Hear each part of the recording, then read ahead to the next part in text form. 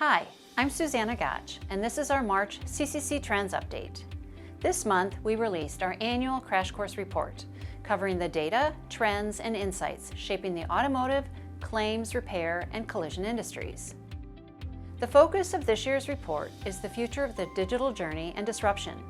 Changes triggered by the pandemic, creating new market dynamics, and with them, new challenges and opportunities.